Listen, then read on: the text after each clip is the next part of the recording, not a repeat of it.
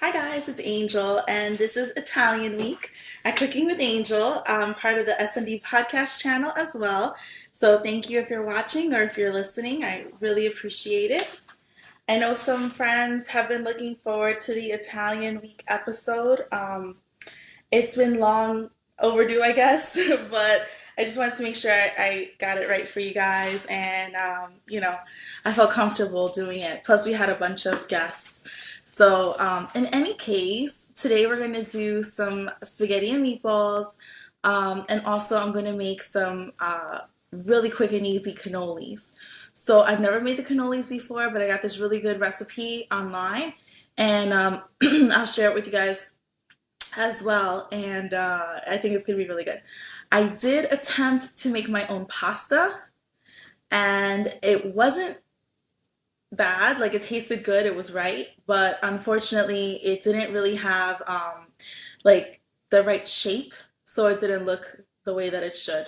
Hey Lovey, it's so good to see you guys on here. Okay, so the cannoli was something that I added last minute because I wanted to make a dessert, but I wanted to do something Italian, and I know that like some people don't like tiramisu because it tastes like coffee, has the espresso and taste to it as well. So I decided to do cannoli.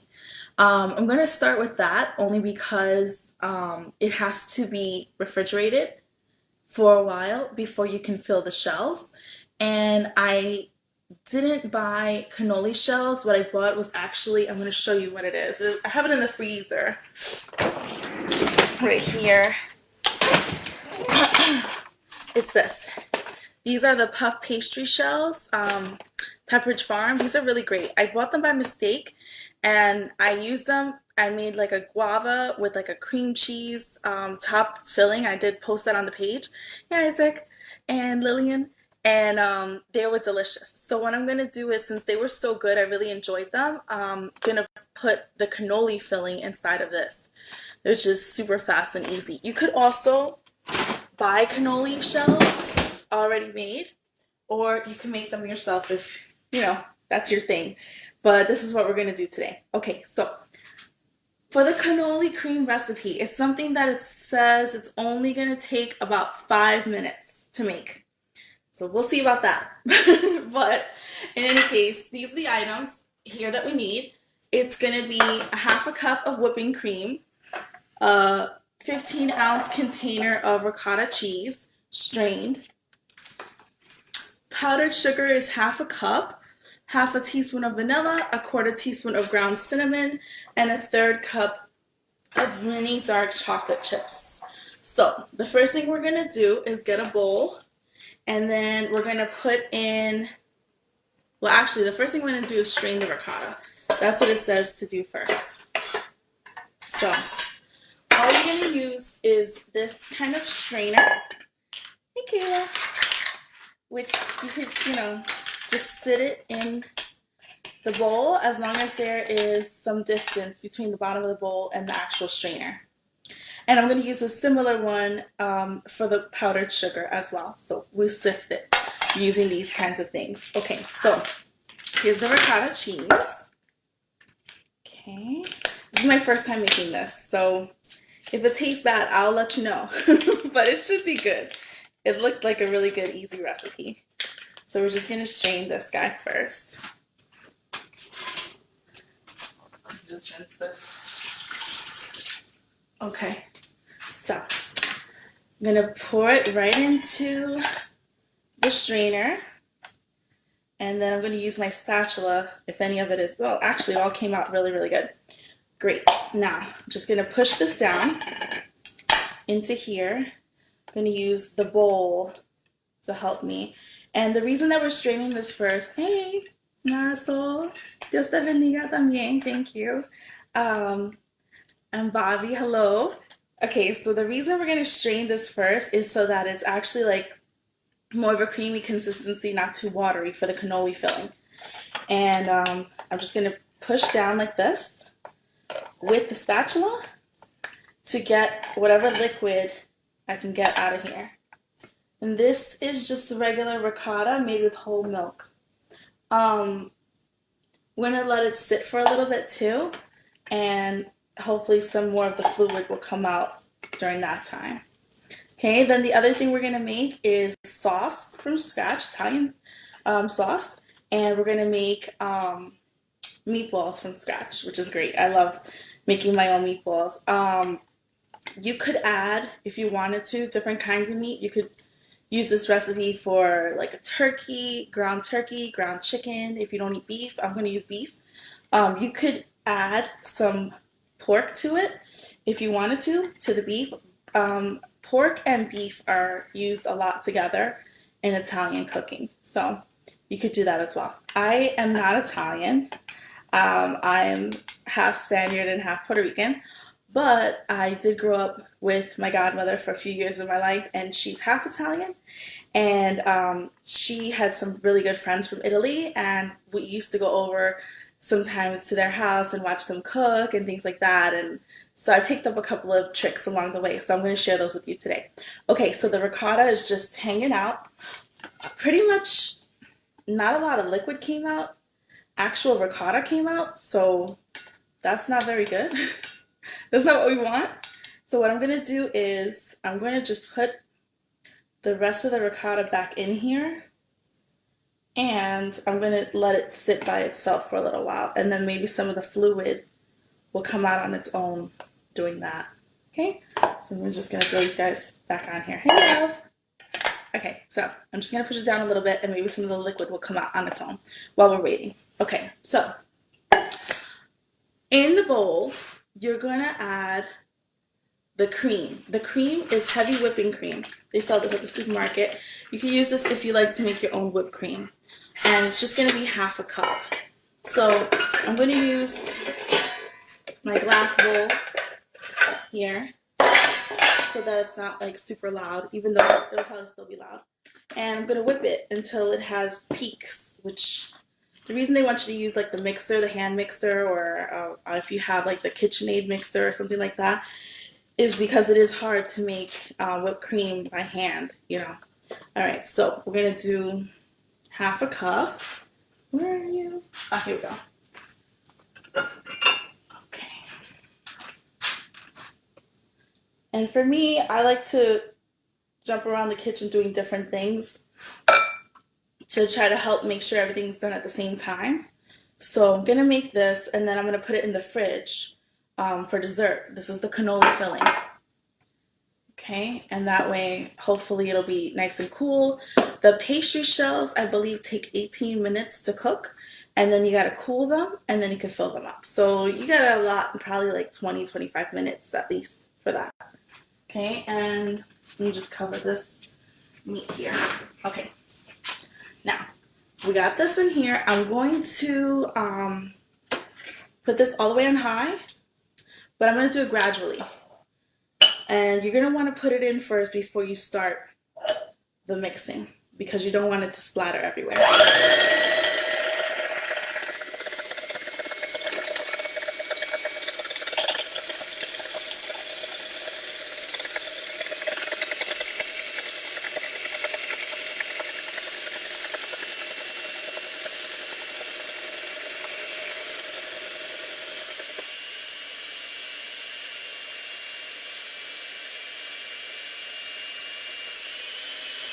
We're just beating it into submission at this point, trying to get some peaks. It says whip the cream until stiff peaks form, place it to a small bowl and set aside. So it's getting very frothy. Just gonna move it around, but not too much though, because it's starting to splatter.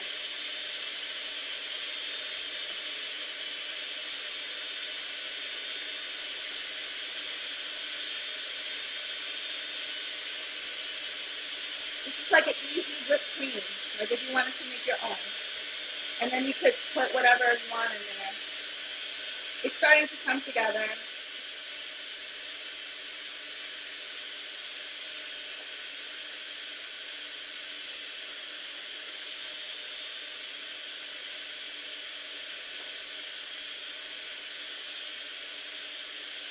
Wow, it's really working. I wonder if you could use like regular whipped cream for this, or So the one in the can or something, you know, that has a spray, that might be good too.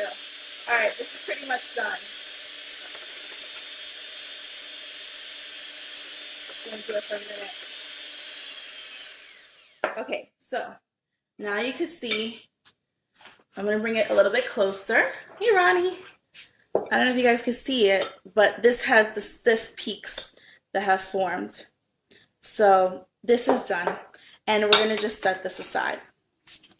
Okay, the next thing we're gonna do here is we're going to add the ricotta, the powdered sugar, the vanilla, and the cinnamon. This already sounds fantastic. All right, so the ricotta is already hanging out. The powdered sugar is going to be a half a cup. So I have a measuring cup somewhere here. Let me just clean this out a little bit.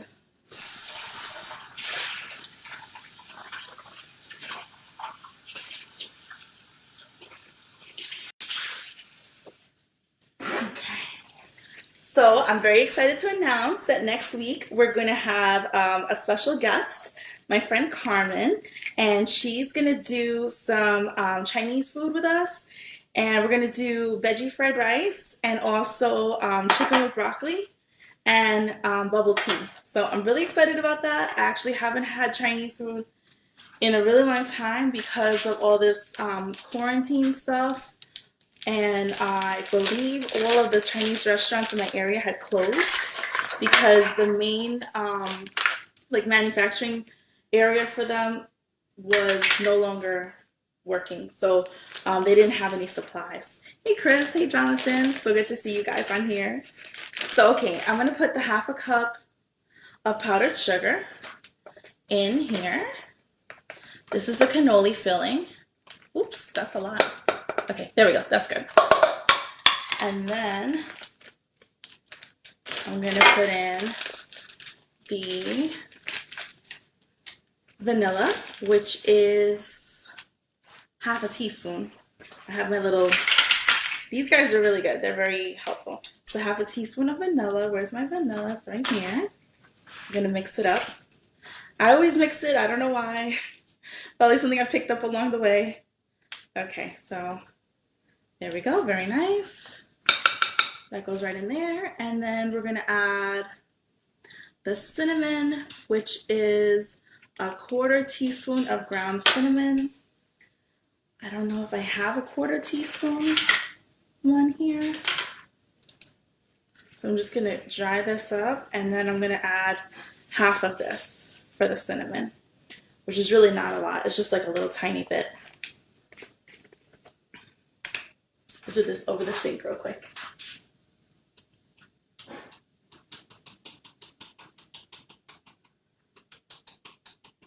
Okay, that looks about right, if you can see. I'm gonna throw that guy in there, okay? And then we're gonna do, okay, so we have the ricotta cheese, the powdered sugar, the vanilla, and the cinnamon.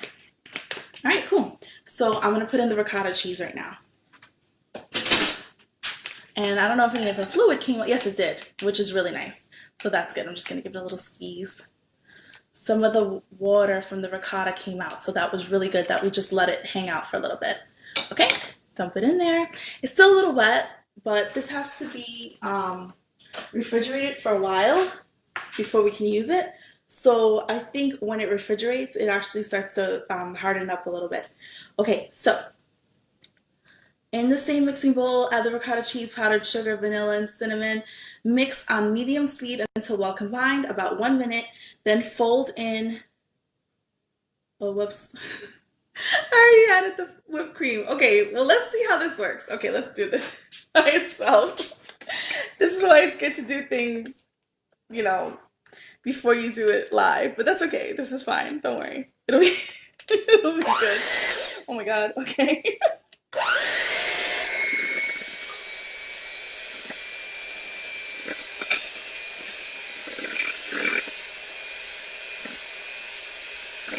So funny.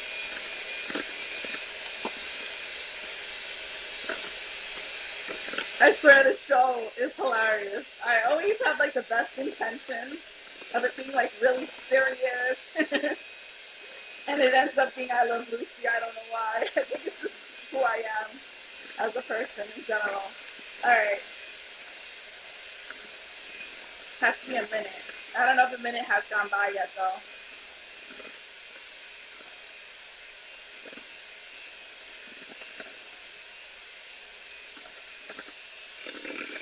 Okay, I'm gonna say that that was about a minute.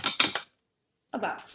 Okay, now we need a third of a cup of mini dark chocolate chips, which I have here. Hey, Jim. Okay, so a third of a cup. Let's see. I'm gonna open this and they're all gonna go flying. Oh my gosh. I'm opening the bag of chocolate chips. Let's see. Oh no, I did it. Yay. Okay, third. Third cup. Okay. If nothing else, it's entertaining, right? I mean, there we go. And they don't have to be like chopped up or anything. Okay, done. Done with this adventure. And then you put them in and then just mix them. And then this goes in the fridge for, it says 2 hours, but why would I listen to the directions? I'm gonna put it in for as long as I like to put it in, I guess. Hey Kayla. Um, so I'll probably put it in the fridge for like an hour while everything else is cooking because that's just the way I roll. All right, so I'm gonna fold in the chocolate chips. I really wonder how this tastes, so I'm just gonna mix it all up and then I'm gonna taste it. I'm sure it'll taste, a little bit better, different once it's cold in the fridge. Okay, let's try it. It's very good. I'm amazed. It's actually delicious. So I shouldn't say I'm amazed, right? I knew it was going to be good. There you go. Okay, this is done. And I'm going to cover it with some plastic wrap and throw it in the fridge. Hang on one second.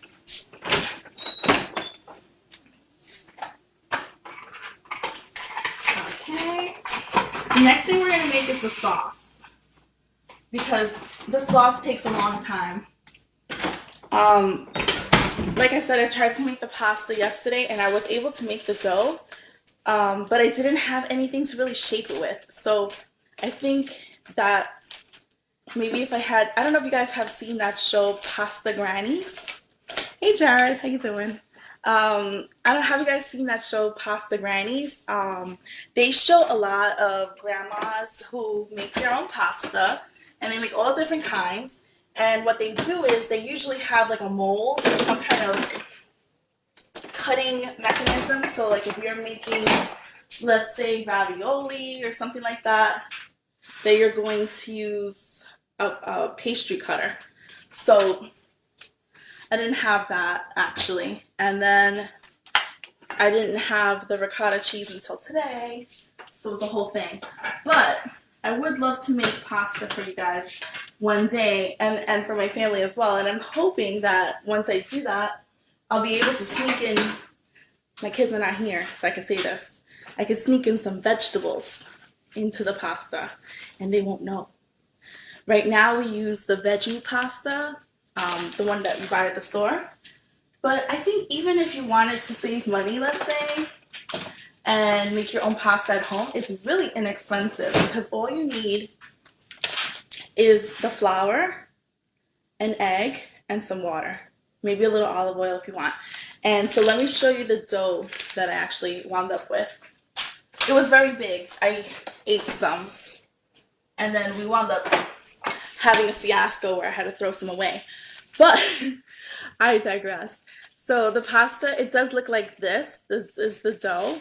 You have to take, let's say I made it on the counter here. So what I did was I cleaned it, I washed it and everything, the granite top. And then I took the flour, I put it on the top, and then I put an egg inside. And then I put, so I had some water next to me. And so what you're gonna do is you're gonna mix the water and the egg and the flour together until it's not sticky. That's what they told me, when I was watching, that's what they told me when I was watching Pasta Grannies. So you're gonna knead it with the heel of your hands and then add more flour as necessary. You put it in a bowl and cover it for half an hour, and then you can use it. And what I realized after covering it and putting it in the bowl for half an hour is that I think the gluten develops and it becomes very soft and more pliable. So what I did was I rolled it out using the rolling pin, and then I cut it into slices to make it into spaghetti. And that's where everything fell apart. Like, it just got really ugly. I added some more flour to it, but it didn't work out. So in any case, I'm going to wind up trying to do that again another day, but today is not that day. All right, so let's do the sauce. So for the sauce, I always like to do the sauce before I do the meat because I like it to simmer for a long time before, anything else. So we don't need any of this. First thing you're going to do is you're going to get an onion and some garlic, and we're going to put it in a saucepan with some olive oil. I got this really cute little bottle of can of olive oil. I really thought this was cute. It's La Spagnola, which, is really cute because I'm half Spaniard, so I was like, oh, yay. So anyway, I'm going to use this oil for the first time ever. So hopefully, I'm sure it's fine, but hopefully it's good. All right. We're going to take the garlic and the onions, and we're going to use this to make the sauce. This is peeled tomatoes in juice with basil leaf. And there is actually a recipe on here, and it's their organic marinara sauce. You take 4 tablespoons of olive oil, garlic clove, chili peppers chopped, the can of this, 1/4 cup of parsley chopped, and 2 basil leaves. So you could do that as well if you prefer. But I'm going to show you how I do it. So I'm going to take the clove of garlic and I'm just going to mince it. There we go. Hope everybody's having a beautiful day. Here in Florida, it is super duper hot. We're like in full summertime swing here. It's raining like every day, and just really, really hot. You see if I mixed any comments or anything like that. Let's see. Okay. All right, cool. Very good. Okay, so I'm just going to mince it very small as you can. This is going to just become part of the sauce. You're not going to feel chunks of it or anything like that. Okay, so as tiny, tiny, tiny as you can without, obviously cutting your fingers. Hey, Angelica. Okay, just chopping it up. Boom, boom, boom. Small, small, small, like teeny tiny pieces. This is probably too big. Okay, like that. That's how I do it. I guess everybody has their own way, but this, I'm showing you my way. All right, so I'm gonna put that aside. Then we're gonna take the onion. I'm gonna do probably half an onion. So we're gonna use the onion as well and the garlic as well for the meatballs. Okay, so I'm gonna just cut the onion in half. I don't know if I told you guys, I think I did, but I don't know if everybody has seen that episode. I saw how Gordon Ramsay cuts an onion, which I really like his way of doing it. So I'm going to show you. You're just going to cut off this little top here and peel off the skin. I usually peel off like a whole layer of the onion. And then peel it up to the root. And then you're going to slice the onion with the grain like this. And then you're going to cut the middle of it in thirds on a diagonal and then chop up the onion. And what that does is that it kind of holds it in place for you. So we're going to do one cut diagonally across the top towards the root and then another one. And if you find these pieces still to be too big, that's okay. You can obviously continue to chop, but that's what I like to do now. I find it much easier. I actually wound up cutting an onion the other day, my old way, it's like that muscle memory, I guess, and it wound up being a lot more difficult than this. So I was like, oh man, that really does work. Okay, so even half an onion might be a little bit more than what we need, but we like onions in my house, so it's probably fine. Okay, there we go. So I'm just gonna chop it again a little bit, little rough chop, get the skin out of there. There we go. Okay, there we go. Okay, so we have half an onion. This is a big onion. Half an onion and 1 clove of garlic. And I'm gonna actually take out some of the onions. So I would say probably like 1/4 of a large onion, half a smaller onion. Okay, and I'm gonna get a nice big pot because we have quite a bit. This is 28 ounces of tomatoes. So this is a lot of sauce. So I have this pot, which is probably the perfect size. And I'm not going to rinse it because then it's going to have water in it and it's going to go crazy. So I know it's washed. I'm just going to wipe it a little bit though because of neuroses. And then I'm going to put some olive oil in there. Okay. Let's see. This is really cute, this little jar of olive oil. This little tin. I don't know if you guys are like me. I always wind up wanting to keep these things and then trying to find a purpose for them. Like, oh, this is so cute. Like, I don't want to throw it out. And I don't know. Anyway, all right. So let's pour some oil in here. Come on. Let's see if this doesn't work. Oh, there we go. We had to turn it. Okay, so I'm going to just coat the bottom with some olive oil. I guess that would be, they said 4 tablespoons of olive oil. That's about right. And I'm just going to show you what it looks like. Okay, and the olive oil gives it a really nice flavor too. Okay, so it's just like probably 1/4 cup of olive oil. Maybe less, a little bit less. Okay, I'm going to put it on medium heat. And then once it's hot, then I'll add these guys together. The other things that I'm going to put in there, because I have them and they really do make a difference, are fresh parsley, Parmesan cheese, and I'm also going to put in some basil leaves and some oregano, a little black pepper. You don't have to put so many things in there if you don't have that many seasonings. There's also an Italian seasoning that they sell. You could put that in there as well. That's basically all of these things. So I have the fresh Italian parsley. I'm just going to chop it up. I really love the way the parsley tastes with the meatballs. So if you can get the fresh parsley, it's really good with the beef. And pork too. I don't know about the chicken, but I would imagine it would probably be just as good. And the turkey. Okay, so this smells really great. Just gonna chop it up small. Okay, there we go. Just waiting for the oil to heat up a little. Okay, hey Sandra. Nice to see everybody on here. Okay, so far we have onion, we have garlic, we have parsley. Okay, and then we're gonna do some salt for sure, the basil, and the oregano. If for whatever reason, like if you wind up finding that your sauce tastes a little bit sour, sometimes that happens, you could put a little bit of sugar in it. That's a little hack that somebody taught me like many years ago. I know people don't usually like to put sugar in their pasta sauce, but you could do it if it has like a weird flavor and it'll really help it a lot. Okay, so by now it should be hot. So I'm going to go ahead and put in the onions and garlic. Okay, and it should sizzle hopefully.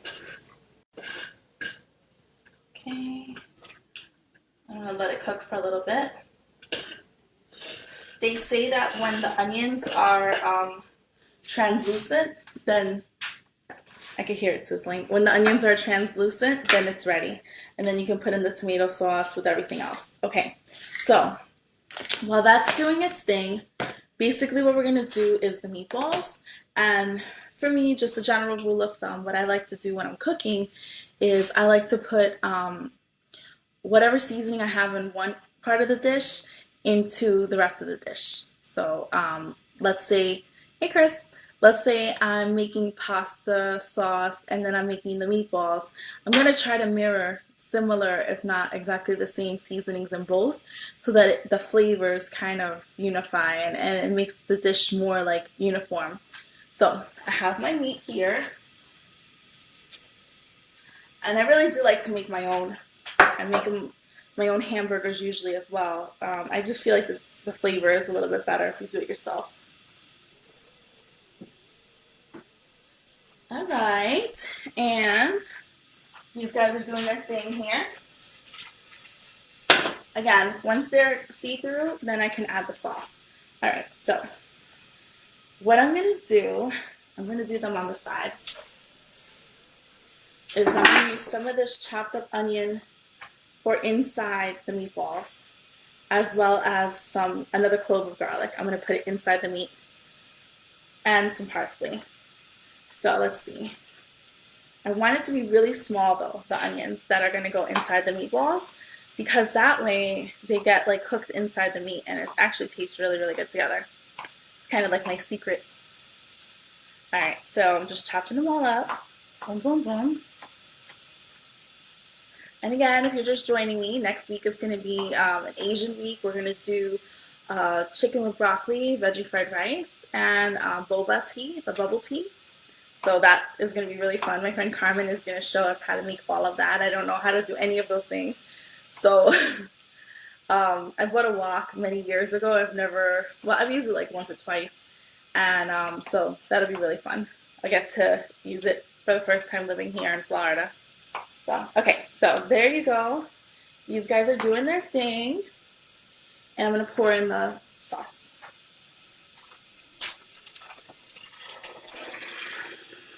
Yeah. You hear it? It's like, because it got to cool it down a little bit. Okay, now, I bought tomatoes. You could also buy crushed tomatoes. That's a lot easier. But the ones that I got were whole peeled tomatoes. So that means that they have to be chopped up in a way. You could use a potato masher if you have one. That's very easy to use. You could also use a knife to slice it up into little pieces, which is what I'm going to wind up doing because I don't have the potato masher available. Okay, so just gonna, they're very, very soft, so it's not like hard to cut them at all. We're just going to slice right through them, and then we'll add the seasoning, and then we'll cover it, and we'll put it on like a little more than a simmer. I would say less than medium for sure. And then just stir it every now and then. If you have plenty of time and you want to, you could cook this for like up to 2 hours. There's people that put meat in it also when they're cooking it, but I'm not going to be doing that. This is going to be vegetarian, the pasta sauce, because I'm going to finish cooking it over the meatballs and also leave some for my mom because she's pescatarian. So that way she can eat with us also. And for dinner tonight, because I made the cannoli filling and I'm going to make those pastry shells with the cannolis, I'm going to wind up not making pasta for dinner. I'm going to make zoodles, which is the zucchini just spiralized into, like little zoodles with the sauce. Okay, so that's enough. It doesn't have to be completely chopped up because of the heat and the time that it's going to be there, it's going to just, I want to say deshacerse because that's the word in Spanish. It'll like disintegrate. It'll disintegrate. So I'm adding the parsley just a little bit. This is like too much. Probably like this much. This I would say is probably like half a tablespoon of parsley that I just added. And then I'm going to add 2 tablespoons of Parmesan cheese. That gives it a really nice flavor. And then I'm going to add, I have this really cool jar of sweet basil and oregano. I'm going to do some of both. And you would say like, oh, why don't you just buy the sauce yourself, But honestly, I think there's nothing like making your own sauce. Like for me anyway. I grew up eating homemade sauce. I actually grew up with attitude about store-bought sauce. Like, oh my gosh, you're eating store-bought sauce. Like I can't even believe it, But That's a cultural thing, I think, like hanging out with Italians from Italy and stuff. So, and it's not that hard to do. So they kind of probably wondering like, why would you even buy sauce? But being a mom and having a really picky kid, we did find one sauce that my son really loves. So I do usually just buy that one. But when it's us, I like to make my own sauce. So I'm going to put in probably like quarter of a teaspoon of pepper, black pepper. And then I'm going to put in a little bit of crushed red pepper. It's not going to be spicy. It's just going to really kick it up a little bit. So just a sprinkle. You're not going to really even taste it. Okay, and then I always use the wooden spoon when I'm doing my Italian cooking. It helps keep things from sticking to the bottom of the pan. Alright, so this is what it looks like. I'm going to show you. And again, there's various things in here. If you don't have them all, that's okay. You don't have to use them. If you do, that's fantastic. If there's certain things that you love that you want to add in here, by all means, make it your own. And this could be a recipe you pass down to your family. But just so you know, it's super duper easy. I don't want you to feel intimidated to make it. I think there you go. Okay, so let's go back to that. Okay. So this guy is just going to move to the back burner, literally. And I'll put it on medium only because it's a smaller burner. If I find that it's bubbling like too fast, then I'm going to lower it. You want it to kind of simmer for a while.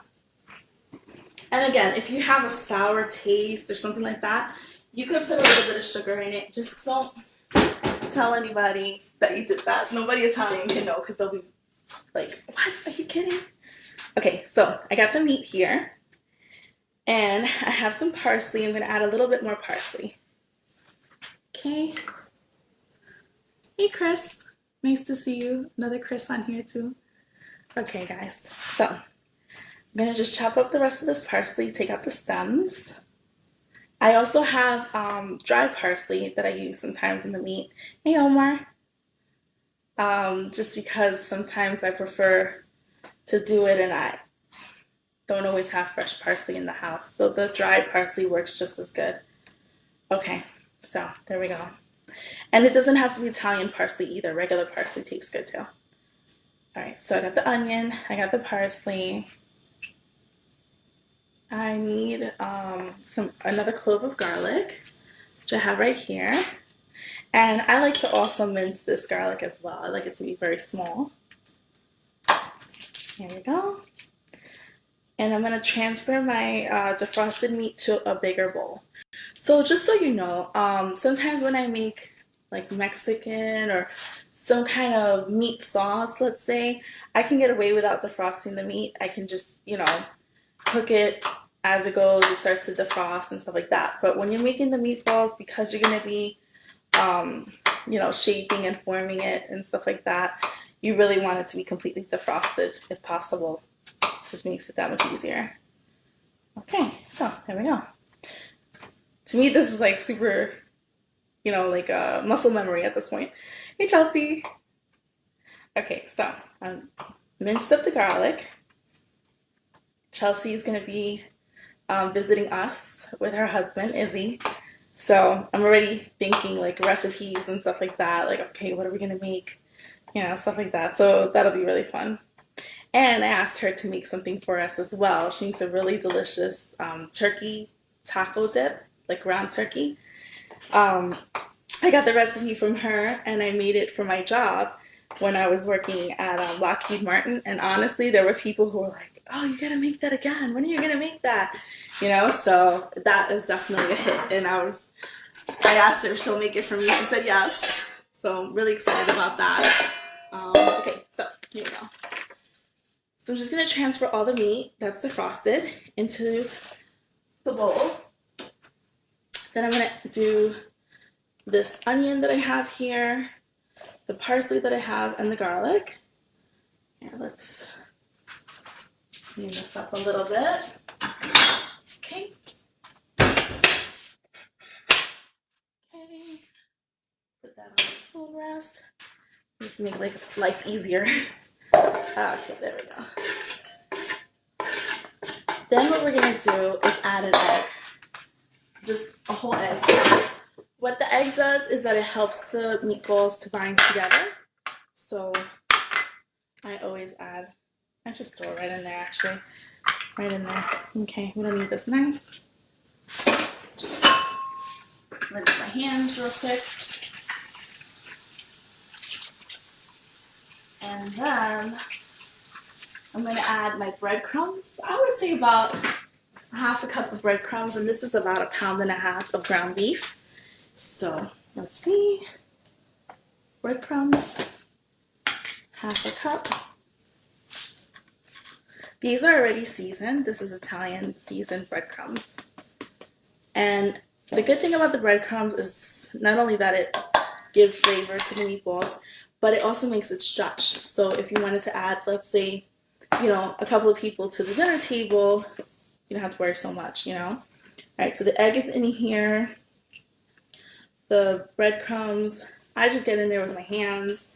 I'm going to throw in some basil. Sprinkle of basil.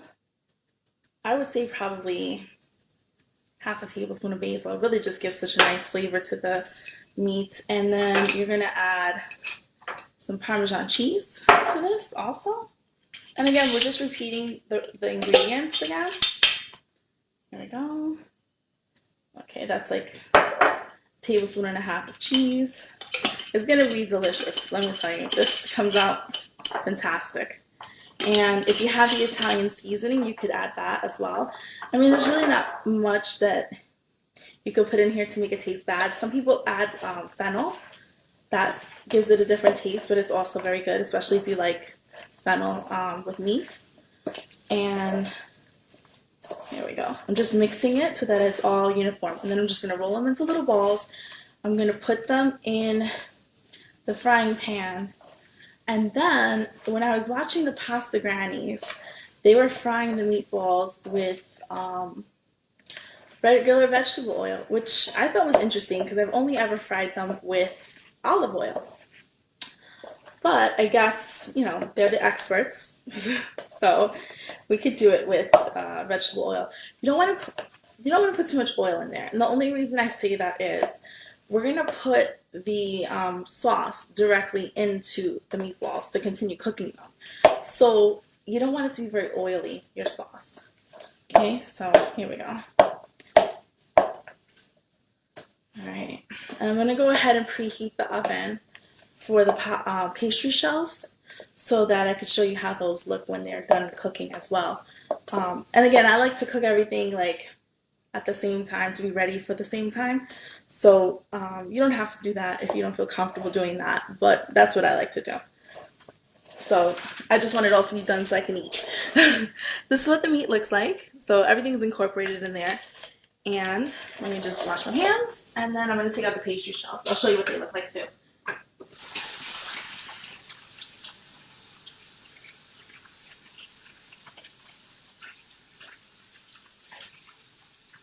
Okay.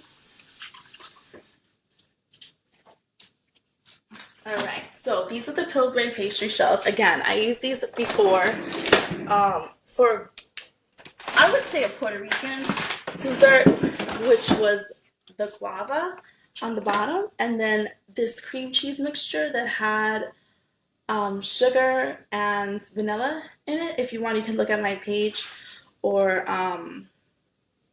you know, like the Cooking with Angel page, and it has the recipe there as well. Okay, so these are the shells. They're really cute. I actually bought these by mistake.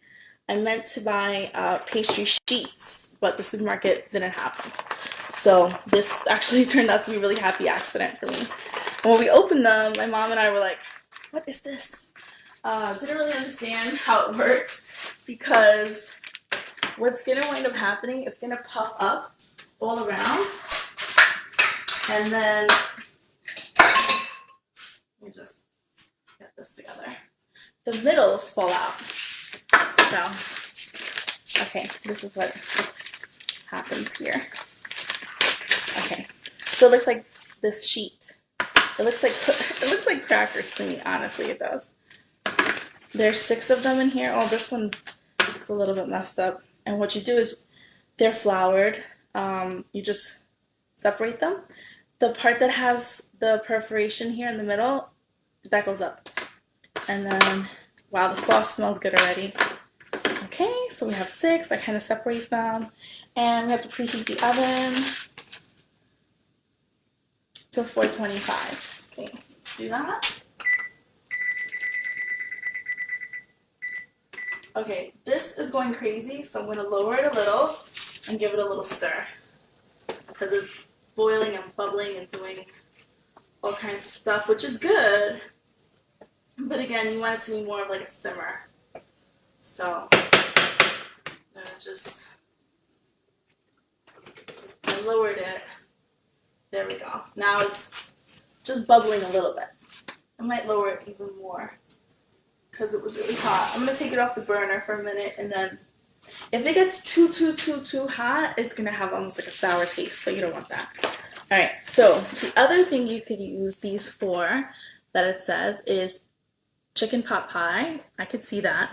What's going to happen is the outside is going to puff up and become taller, and then the inside is going to be empty. So you could really fill it with anything you want. If you wanted to fill it with something savory, like chicken pot pie, that's fine. If you wanted to fill it with something sweet, you could do that as well. So these are really cool. I like them a lot. And I found them by mistake, so look at that. Okay. So that's going to preheat to 425, and then we'll pop them in once that happens. The next thing we're going to do is we're going to take our trusty cutting board, and we're going to roll these guys out, the meatballs. I'm going to try to make them all the same size if possible, because that way they cook evenly. And then we're going to fry them in the oil and brown them. And they're going to continue to cook with the sauce. So it's actually really delicious, especially when they're cooking with the sauce. Okay, so here we go. This is good, like, the next day. I think it tastes even better sometimes because, like, the flavors kind of are married to each other, and I think most things taste better the following day. I found this recipe for coquito cheesecake, which I put on my Cooking with Angel page on Facebook, and it sounds fantastic. So I definitely want to try making that as well. And one of the things the lady was saying was if you can, make it the day before because it tastes much better once it's been the second day. All right, so we're just taking these out, same amounts, and just rolling them into a little ball.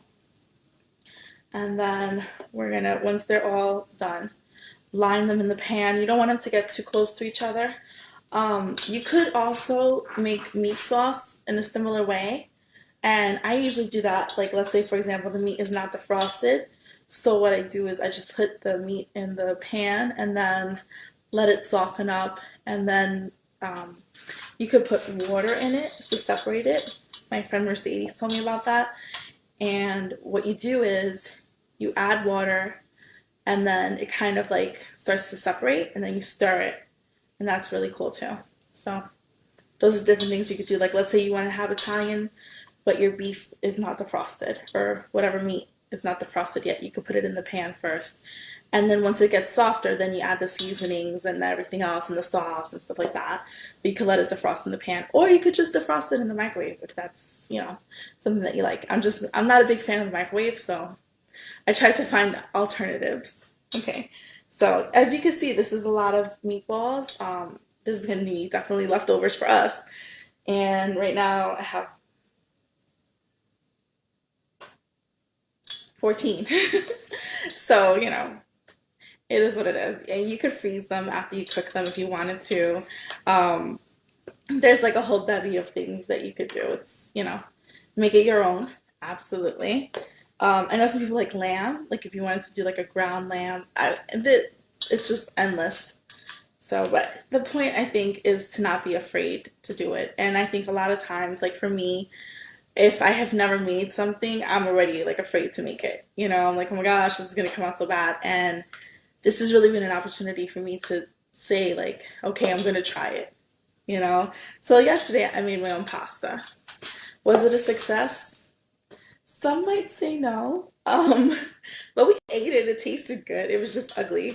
So, it's just a matter of really, like, doing your thing to it and kind of making it your own, let's say. Okay, so we're almost done here.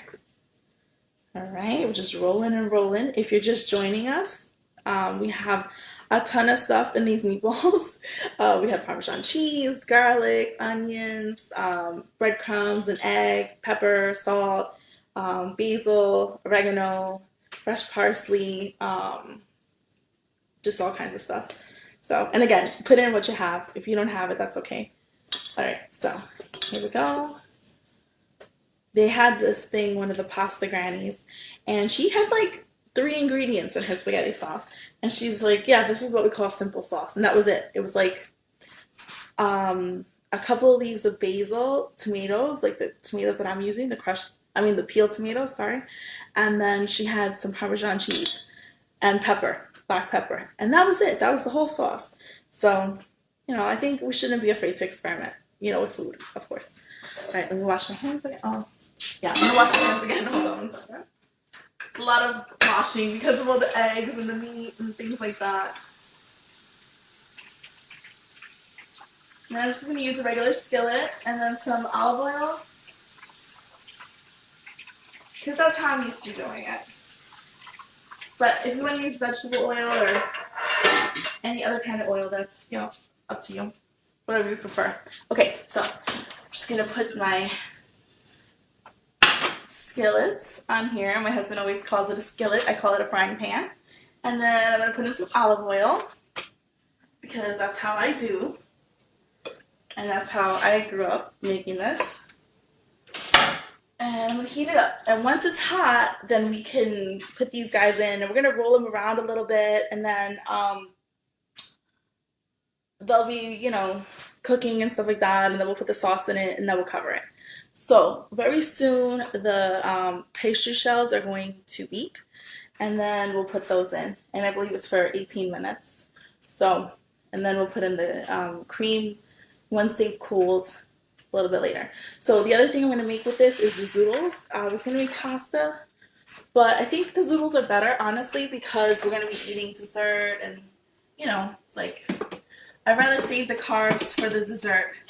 So, okay, here we go. Okay. Where did I put those? Okay, 1 second. Got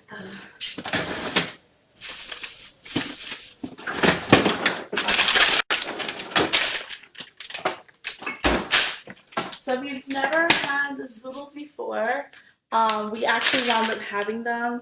Oh, my husband says, it's a skillet. That's so funny. If you've never had these before, they're super duper easy to make. I bought a spiralizer, and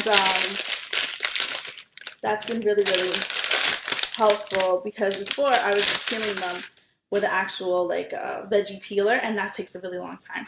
So I'm just going to rinse these off, and then I'm going to get a big bowl and a spiralizer, and I'll show you how to do that. Okay.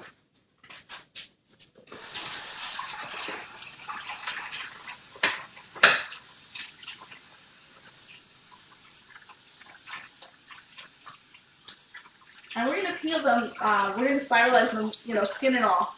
That's fine. When you're doing the veggie peeler, they say not to use the seeds.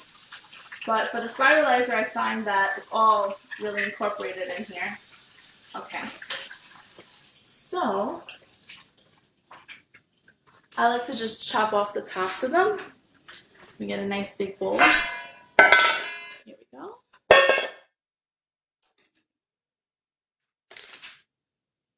Oh, yum. Lillian says she usually makes meatball heroes with the leftover meatballs, and the melted cheese is always delicious. Yes, I totally agree. I love to do that. I actually like to make sandwiches with my leftovers all the time, usually like the next day. I made that roasted chicken last week, and what I wound up doing was I'm sorry, the oil is ready. It's like popping. What I wound up doing was making sandwiches with, it's gonna be really hot.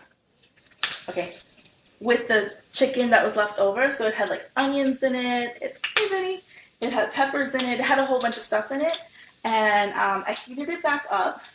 I put it in a skillet with a little oil, heated it back up, put some garlic powder on it, and then I took Italian bread and I stuck it in the oven with some mozzarella cheese, and then that melted really nice. And then, you know, I put the chicken on it. So that's also good with benin. Like if you want to make sandwiches from that, that's really good too. And with the chicken like we made the last time, chicken salad is very nice as well. Like if you pick the meat off the bones and then mix it with some seasoning and mayonnaise, that makes a really nice salad cold too. So I used to make that a lot as well. Okay, so that's doing its thing. And right now, just gonna cook those real quick and let them brown on all sides. And then I'll add the sauce and let it cook with the sauce. Okay, let's see. I want to use something like this because with the wood, it's hard to get it off with the stainless steel to get the meat up if it does stick on any sides. And then I'm going to put these guys in here. These are the puff pastry shells. 18 minutes. Sauce starts to cook again. Timer. Okay, so here we go. I'm just going to lift them up and roll them a little bit. And that way they get brown on all sides. I don't want them to burn. I just want them to be browned all the way around. And then you can, once they get brown on all sides, you can kind of roll them around a little bit and cook them that way, and then put the sauce in it. And again, this is something that you could freeze. So if you make too many meatballs, you just freeze them. You could freeze cooked food for up to 3 months. That's the longest that it can be frozen. I looked that up. Okay, so just turning the meatballs. There we go. Okay. This smells fantastic. Like I just want to eat them. But I guess that's a good thing, right? Okay. This is really like a foolproof recipe, honestly. Super easy. It's a little time consuming, but if you prepare them in advance and freeze them, you can make them that way too. Some people like to food prep for the week, you know? So this is something that will hold up for sure. And like Lillian said, you could eat them different ways. And if you get tired of them as meatballs, you could chop them up and put them over like pasta or rice or veggies, you know? So there's like a million things you could do here. Okay. So I'm just trying to keep them from sticking and also from falling apart. But the egg, I find, really helps to keep them from falling apart. There we go. Okay. So I'm just turning them. And again, I just want them to be browned all the way around. Nice and toasty. Okay. This oil is like a little bit too hot. I'm going to lower it a little bit. You can tell it's too hot if it starts smoking like crazy. For me anyway, with the olive oil. Wow, the smells fantastic. But then again, like, how could it not, right? That's what we always say. Like, how could it not smell great? It's got all this good stuff in it. Okay. There we go. About done here with the browning. There we go. This guy's starting to fall apart. Just gonna roll him on his side. Okay.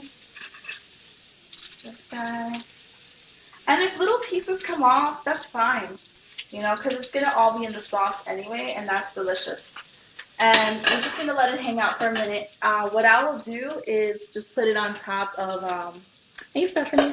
What I'm going to do is I'm going to just put it all on top of the zoodles anyway, so it doesn't matter. But because my mom is not eating meat, I want to always try to keep separate when I'm making for her and when I'm making for the rest of the family, because I didn't know this, but if you don't eat meat and you wind up coming into contact with something that does have meat in it, you could get like a really bad stomach ache. So you definitely want to avoid that. So That's one thing.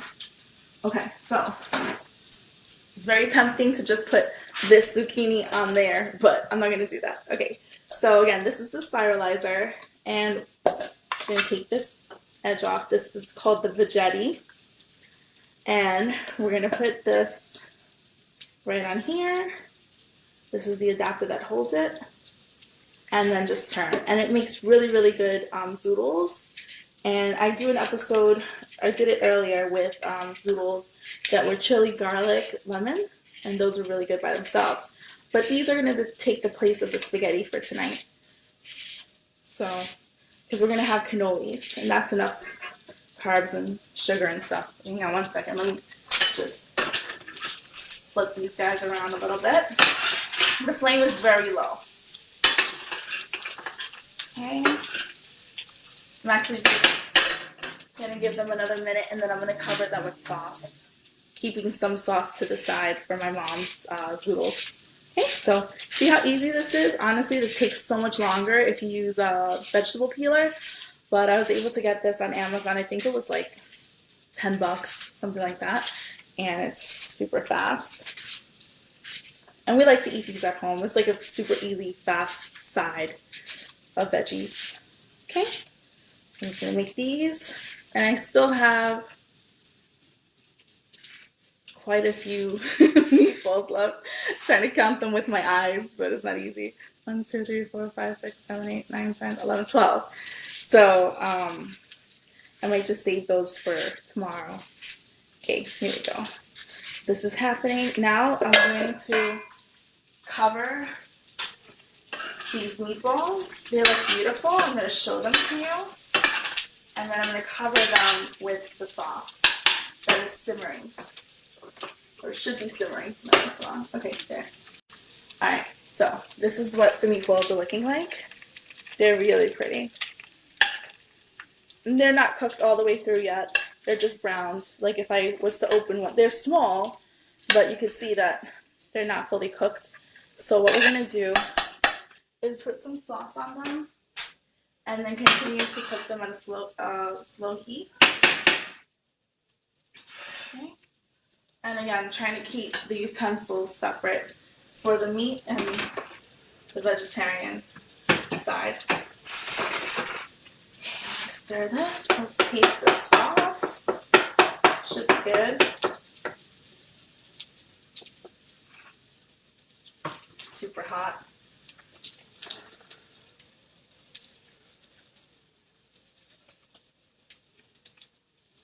It's good. It needs a little salt. So I'm going to just put some salt in it right now. And that way you can stand on its own. I have this Alaskan sea salt that my mom gave me, and I'm going to just use that. There we go. Just a good pinch of salt to give it some enhancement. The tomatoes have a lot of liquid in them, so it does sometimes like make the seasoning not as bright. So the salt really does help with that. Alright, give it a little stir. And then I'm going to pour it right on top of the meat.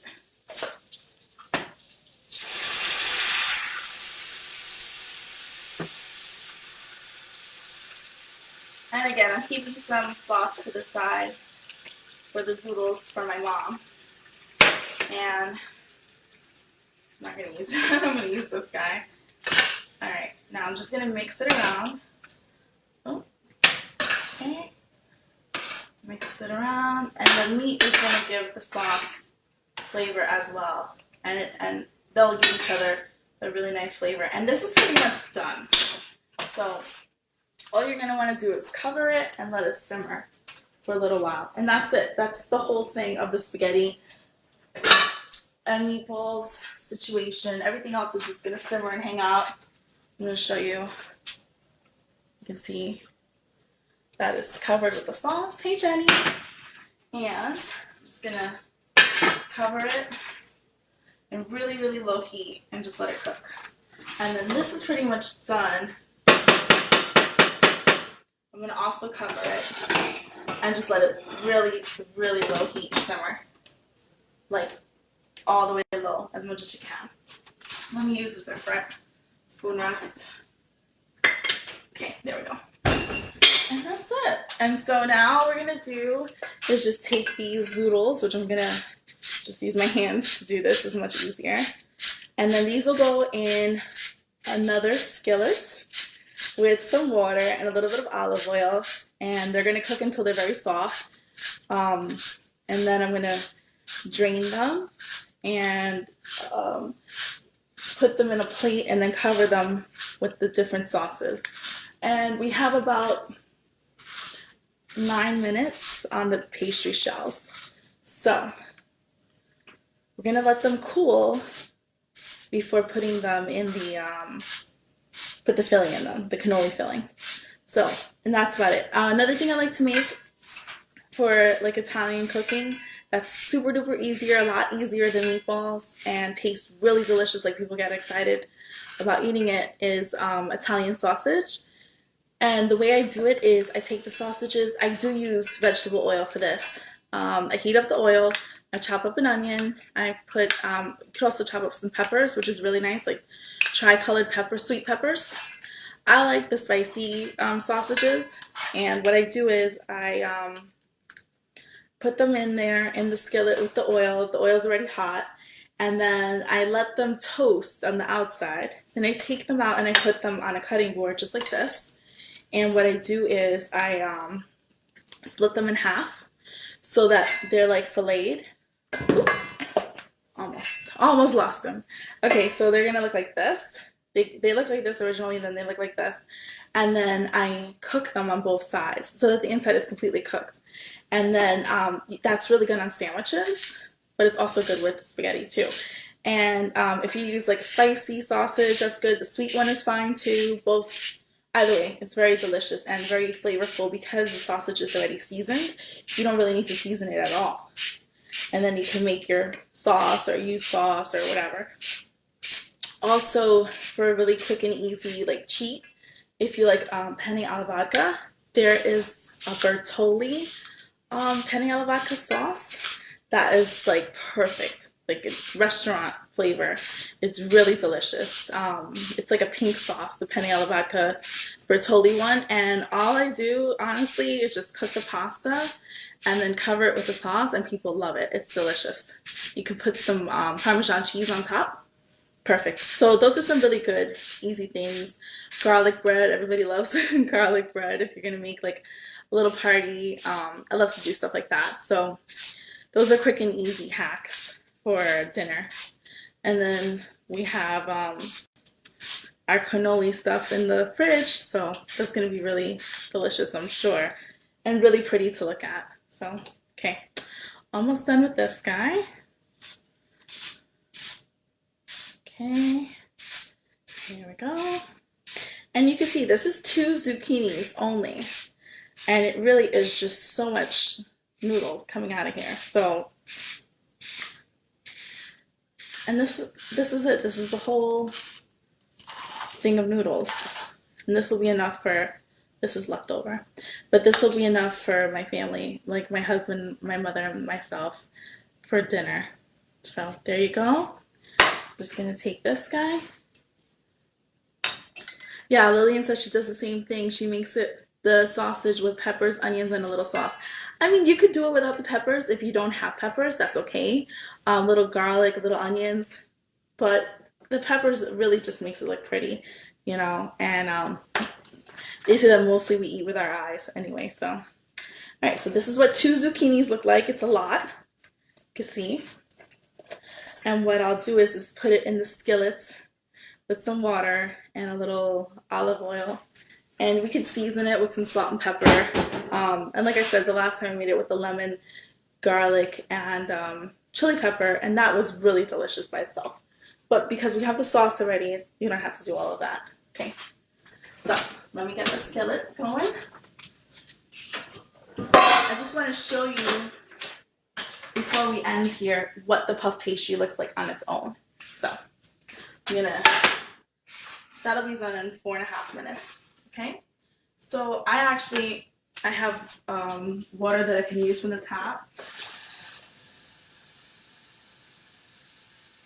So I'm just gonna put that in there. And that's about maybe 3/4 of an inch of the skillet. And then I'm gonna put these guys in here. Okay. Look at this. It's so good. I would have never thought I was making this. See, she says, I love Bertolli vodka sauce too. It's quick and easy and tasty. You literally don't have to do anything to it. I mean, I'm giving away all the secrets right now, but but honestly, like I've had people over before and I've made the Parmesan chicken, that Hellman's chicken, which is super duper easy. And I've made the Bertolli vodka sauce and like a loaf of Italian bread, like the Pepperidge Farm Italian bread. And that's it. I'm in and out of the kitchen in like 30 minutes. And I have a 3-course meal kind of thing. I mean, if you want, you could do salad. I like to make, there's a Caesar salad that Aldi sells. And it's the only one I found that actually I think tastes really good. And you just literally dump all the ingredients together and mix it around. Boom, done. Super easy. So those are things that I like to do. Okay, let me check on these meatballs. Oh my gosh, this is wonderful. I don't know if you can see it, but they're really sizzling. And just put this on. Okay. I'm just going to stir them and make sure they're not sticking, which they aren't, but just to make sure. And the nice thing about making your own sauce is you can make it as chunky or as, you know, not chunky as you like. And it's pretty simple to do. Okay. So they're still cooking. They're pretty much done though. Like if you wanted to eat them, you could just cut them down the middle and that's it. She's laughing because I said I'm giving all the secrets away. It's true, because now when people come over to my house for dinner, they're going to be like, you said that only takes 5 minutes to make, you know? Like, nobody's going to be impressed, but that's okay, you know? I know a lot of people are looking for quick and easy recipes to do because, you know, working and all the other bevy of things that we wind up doing all the time. Okay, so I just put some olive oil on here. I'm just going to mix it up a little bit, give it a turn. Okay. And then some salt and pepper. Where's the pepper? Here we go. I don't know how much pepper this is. This is like, you know, as much pepper as you like. I'm just going to cover the top with a little bit of pepper. There we go. And then we're going to add some salt because why not? And then, here we go. Thank you for watching, Lillian. You're like such a faithful viewer. I really appreciate you. And you were on the show, which was awesome. And the food that we made was delicious. I'm still thinking about it. But you want to hear something crazy? Okay, so we made the Tuscan chicken, right? And like maybe a few days later, I'm looking and I'm like, wait a minute. I don't have, what do we put? We're supposed to put like parsley on it or something like that. I'm like, I don't have any parsley. All I have is cilantro. I made the chicken with cilantro, believe it or not. Like, I thought it was parsley, but it was not. It was cilantro. So it was still delicious, though. So there you go. If you don't have parsley, you can definitely make it with cilantro. Okay. So all of this is happening. This is going to cook down. Oh, she says she loves my show. Yay! That's so funny. I love doing this. Honestly, I do. I mean, you know, I'm a little low energy today. I don't know why, but I think maybe it's like the weather, or, you know, all the stuff that's going on in the world around us, which is kind of like really history making. I'm clutching my pearls. There's so many things that are happening that we're just like, wow, you know, and it does have an effect. It really does. But, you know, we just keep doing the right thing and keep moving forward, and we're gonna be okay. And I hope that this show is kind of like a break from reality, as well as being something that's like, you know, educational in a way. So, all right, enough of that. All right, so these guys, I'm gonna be really lazy. I'm just gonna make them tomorrow, and that'll be fine. They'll be nice and fresh tomorrow. I'm just gonna pop them in here. That is the alarm for the pastry shelf. I cannot wait until you guys see these. I mean, I was honestly like shocked at how they looked. So I'm just gonna put this to the side. And let me wash my hands again because I was hanging out with the meat. Okay.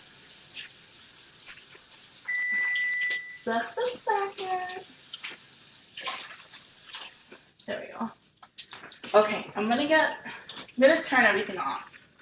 Except for the zoodles, because those guys are still cooking. And I'll give them a little flip. Okay, come on. Okay, there we go. Let the zoodles continue to cook. Okay, so I'm gonna trivet, and you're gonna be shocked and amazed. Unless you've made this before, and then you're like, whatever, I've seen them. But here we go. Cover that. Oh, I got these little fancy oven mitts I wanted to show you guys from Sur La Table. I was like so happy with myself, and this little apron. I have a beautiful vintage yellow lace apron that I bought, but I can't find it. So I'm gonna wear it for the next show. I was trying to wash it in time, but I couldn't find it. Okay, so look at this. This is fantastic. I don't know if you can see them. They're like pastry shells. It really is. That's what they are. So they've really, really puffed up on their own, and they are so cute. And then there's like this thing in the middle, which comes right out. Oops. They're super hot. Whew. And so they look like this. Wait, they're really hot. Like, I'm not even kidding. Let me use these tongs. Okay. So you can see this is what it looks like. It has a hollow opening in the middle. And then there's like a little bit of pastry shell on the inside. So you could really fill these with anything. You could fill them. I'm going to go cat in the hat on you. You could fill them with chicken pot pie. You could fill them with cream of spinach. You could fill them with cheesecake and guava, which is what I did the last time, which was fantastic. Or with the cannoli filling. So there's like a million things. Lillian, it's so good that you don't live close to me, because we would make you super fat. Because every Friday we're making like these crazy things. You would have to be working out more than you already do, probably. Because this stuff is delicious, but it's very high calorie. Okay, so what do you do with the insides? I give them to the dog. I don't know what to do with them yet. I imagine that you could use them as like little tops if you put chicken pot pie on the inside, or some kind of, I want to say soup, but that would be too wet. Maybe like, I don't know, something, and then you cover it. You could do that too. But I give them to the dog, and he's very happy with those. So again, this is what it looks like. This one is really pretty. And I'm going to let them cool completely, and then I'm going to put the cannoli cream inside, which I'm really excited about. Okay, so the only thing left to finish here are the zoodles, and those cook super fast. I'm like amazed that they're not done yet, but that's okay. There's a lot of them in here. Look at my dog is barking because he's like, oh my gosh. Hey, Marina, how you doing? The dog is barking because he's like, you said you were going to give me those pastry tops? Yes, I am. My dog is super spoiled. He eats everything. He even likes cheese, which is crazy. But I didn't know you could give a dog cheese. And then I went to a house party in my neighborhood for, what was it, New Year's Eve. And this guy had 2 pit bulls. We have a pit bull. And he was giving them cheese. And I'm like, dude, you really giving the dog cheese? Like, he's going to mess up your house. And he was like, no, I give him cheese all the time. And he's totally fine. And we give the dog, not all the time, you don't want him to get constipated or anything crazy like that. But a little bit of cheese here and there is delicious. She said, it all looks amazing. Yes, I would have to work out for an hour every day. Yeah, you would. Because it's just too much. It's just too much. This food is, but we got to do something, and enjoy ourselves here. Because if not, what's the point? You gotta live life and enjoy it. I think so anyway. So the meatballs are done. They are fantastic, I'm sure. The pasta sauce is done. These guys are still simmering, the meatballs. And then I'll see if I can show them to you again. Let's see, without spilling them. Oh. Okay, there we go. Success. And then the sauce is done, and the zoodles are still cooking, but they'll cook down. They just need to soften up a bit. And I'm kind of new to making them with She said I would never turn down a delicious meal. Yes, me either. Me either. Every time I go to your house, it's like fantastic. I always enjoy myself, and I have a delicious meal. I love those chessmen pudding things that you make also. That is like fantastic. Okay, so that's pretty much it. This is the whole thing. What I'm going to do, these guys are still, actually they might be okay. They're still a little bit hard. Okay, I'm going to get the cannoli cream. Let's see how that's doing. Okay. Ooh. And then I'm going to just get a really nice big Ziploc. That is a freezer one. Hey, Anna. And then I'm just going to stuff that cannoli cream in here. And then just put it right into the pastry shells. I'll do one real quick while the zoodles are cooking. Because they keep trying to not cook. I don't know why. Okay. Where's my scissors? Oh, here we go.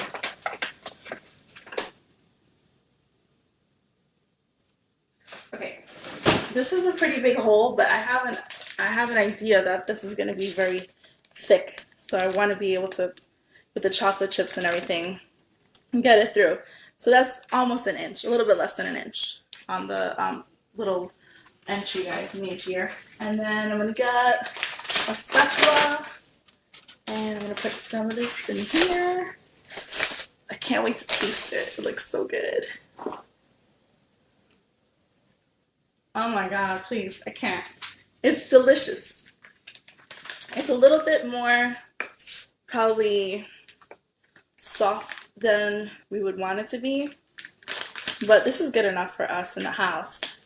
And I think if I was making it for someone else, I would strain the ricotta for longer, and I would definitely put the mixture in for the full 2 hours. That's the only difference. She's drooling. Oh my gosh, girl, I'm drooling too. It's so bad. This is so good. Oh my gosh. Okay, let's see how this looks inside. Okay, hold on a second. There we go. Move this out of the way. Okay, I'm gonna take. Oh, the hole I made for it is kind of big and it's a little liquidy, but you know what? I think we'll eat it anyway. It'll be fine. I don't think we're gonna turn it away. Yeah, that's so pretty. Okay, let me show you how it looks. Done. Boom. Now, I think I should taste test it. What do you think? Right? Or not? So there's 6 of them. So usually it's like 2 for me, 2 for my mom, and 2 for my hubby. I don't know if he wants to come out from behind the scenes and help me taste this, or if I should just save him half. Let's see if he's gonna comment or anything. Marina says yes. All right, let's see what this tastes like. Where are my plates? Hang on one second. Okay, I'm getting out the paper plates.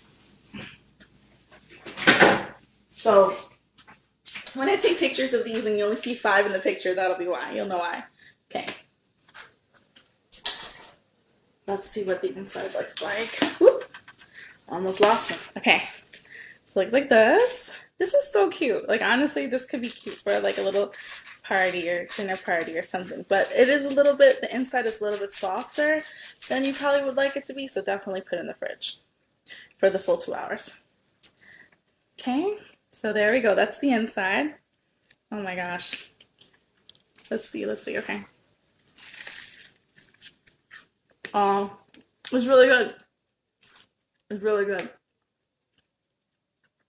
Very messy, but delicious. And I don't even miss the cannoli shell, you know? Like, if you can get the cannoli shell, fantastic.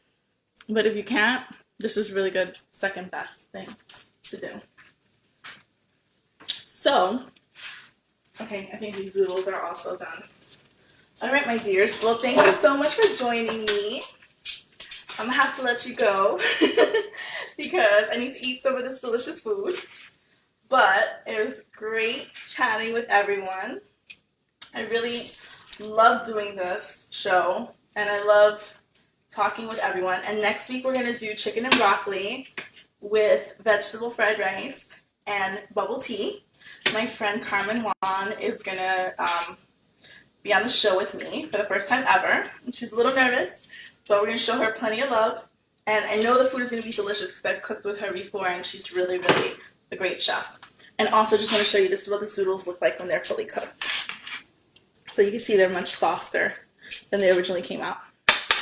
All right, so miss you too, Lena. Haven't seen you in years and years, but we've always kept in touch, so that is awesome. All right, have a great evening, everyone. I love you guys, and thank you again for joining me, and I hope everyone has a delicious dinner. And if you have a chance to try out the recipe, let me know. And, you know, put up some pictures or whatever. And let me know if you want me to make anything specific in the future. Love you guys. Bye.